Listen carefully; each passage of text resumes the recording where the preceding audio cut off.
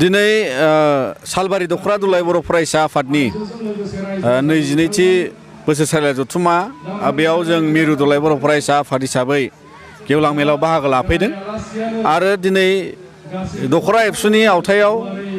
फिन जोङो माखासे बाथ्राफोरखौ लानानै सावरायनायनि मोनसे खाबु आरो बिनिनो जोङो मिथिगौ दुलाय बर' फरायसा आफादा जोंनि संबिजित खान्थिजों जों दखरा जिल्ला गासैबो बाहागोआव रायजोनि खाथियाव थानानै खामानि मावनायनि मोनसे खाबुखौ बे गोलाव समाव दुलाय बर' फरायसा आफादा बाहागो मोनबोदों आरो बिनिखायनो दिनैबो जोंहा समाजनि खाथियाव रांखान्थि बिथिं सोलोंथाइ समाज जौगानाय गोबां थासारिखौ लानानै रायजोनि गेजेरजों जोङो सावरायनायनि लोगो लोगोनो जों बयखौबो माने बे फारसे नोजोर बोनानै जौगानायनि लामा लानो थाखाय जों खावलायलांनो हायो आरो बेबायदिनो रायजोफ्रा जोंखौ मदद होनानै बेबायदि हाबाफारिखौ जोंनि खुंफुंनाय जि मोनसे कनफारेन्स बेफोरावहाय बिथांमोना मैखोमै बाहागो जायो। दा बे खान्थिजोंनो दुलाय बर' फरायसा आफादा दिनैबो माहारियारि मोनसे आफाद हिसाबै माहारियारि बाद जि मोनसे आफादनि खान्थि बेखौ जों अरायसम लाखिलांगोन आरो बे सालबारि दखरा दुलाय बर' फरायसा आफादावबो थालांबाय थागोन होननानै जों गोसो फोथायो आरो दिनै बे मानास सेरफां गामियाव बिथांमोना बे हाबाफारिखौ बिनिखायनो गाजा गोमजायै खुंफुंनो हादों।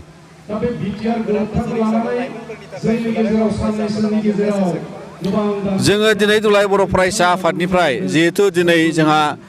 जानुवारि दाननि 10 अक्ट' आरो बे अक्ट'सिमावबो जोङो दिनै गोदान बोसोरनि मोनसे थासारियाव दङ। जों बे बोसोरनि मोनसे खौरां हिसाबै दुलाय बर' फरायसा आफादनिफ्राय गासैबो फरायसा गासैबो जि जोंनि गोदान मिजिं आरो मोजां मिजिं लानानै फरायसाफोर आरो गुबुन गुबुन थांखि बिथांखि लानानै गासै सुबुङा जि गोदान बोसोराव दावगानो लानाय बे जाहाथे अबंनि अननायाव मोजाङैनो जाफुंसार जाथों आरो बे 2021आ बयनिबो थाखाय मोनसे गोजोन आरो मोजां मोनसे थासारिनि बोसोर जाथों बेखौ दुलाय बर' फरायसा आफादा अरायसम हास्थायो। बेजों लोगोसे जोङो खावलायगोन जोंनि जोहोलाव लाइमोन सेंग्रा सिख्ला आरो बयबो रायजो आइ आफामोनखौ जाहाथे गोदान बोसोरनि रंजानायनि मुङाव मागो दमासिनि मुंनि रंजानायनि मुङाव जाहाथे जोंनियाव जौजों एबा बायदिसिना समाजनि अगेन खान्थिया जायगा दामोनथों बे फारसेबो जों नोजोर बोनानै दुलाय बर' फरायसा आफादा सांग्रांथि होनो लुबैयो जाहाथे जोंनि सोदोमस्रि गोनां समाजा बेबायदि माखासे अगेन बे आइनि एबा अगेन खान्थिजों गफबजानाय मोनसे हारि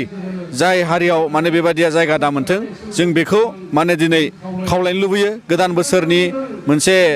समाव आरो फैबाय थानाय मागो दमासिनि अनसायनाय आरो अननायखौ जों बयनोबो बावहरो।